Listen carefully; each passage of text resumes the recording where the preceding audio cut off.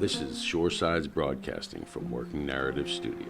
Shoresides is a real people media project. Coming up next, a Shoresides news special where we capture the stories of your coastal neighbors.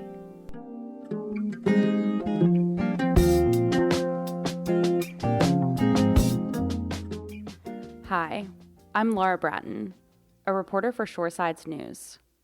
For today's episode, I talked to Wallace Todd and Jerry Linehan from Community CPR. It's a nonprofit in Whiteville, North Carolina, focused on disaster relief. Is per capita, we've had more examples of COVID-19, more cases of COVID-19, and more deaths. They told me how Columbus County has been impacted by COVID-19, how their operations as a nonprofit have shifted, and how their community is feeling about the upcoming hurricane season. How is Columbus County doing in terms of infections? Unfortunately, in North Carolina, Columbus County has some of the highest per capita rate of people that have not only COVID-19, but those who have died. So in all honesty, we've been hit hard. I asked her how Columbus County is different than other counties in North Carolina in its ability to respond to COVID-19. You have areas of our county that are not able to get good cell phone reception or don't have broadband internet. It's just been an ongoing issue.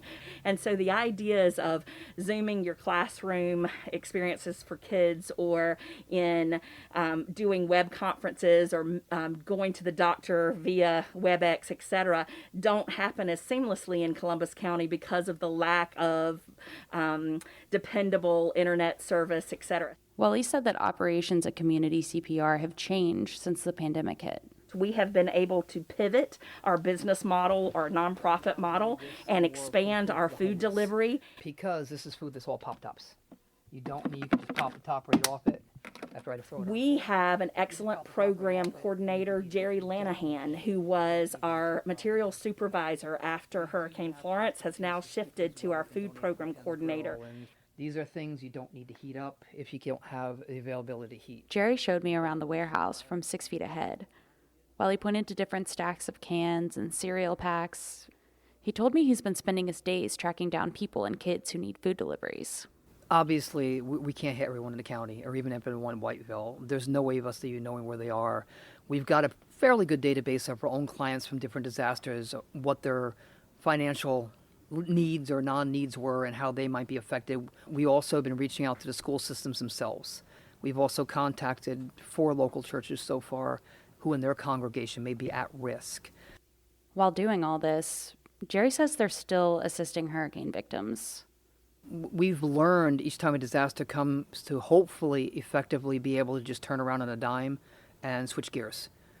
But we can't switch gears because our other disasters were still helping. We still have, and not to go back to the hurricanes, but we still have people getting back into homes from Florence and from Matthew still, from back in 2016. And he's anxious for the storm season ahead. People are getting jumpy because the storms are coming. I mean, right now we've got subtropical storm Bertha hitting here, which is just raining a lot, but it's making people talk now on the streets. This is the second one, and we're not even into June yet. And how does that add to the stress of COVID-19?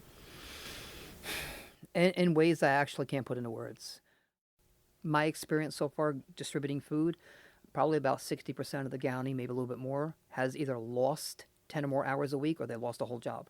And now they don't have the resources financially to stockpile a little bit of food or to put money aside or to, say, hey, let's keep $300 or $500 aside so we can rent a hotel or something if a hurricane comes.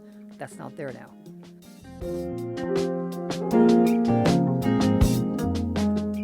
In coastal North Carolina, I'm Laura Bratton. You've been listening to a Shoresides News Special, sponsored in part by NC News Lab. Shoresides is a local journalism project serving coastal North Carolina and beyond. Thanks for listening.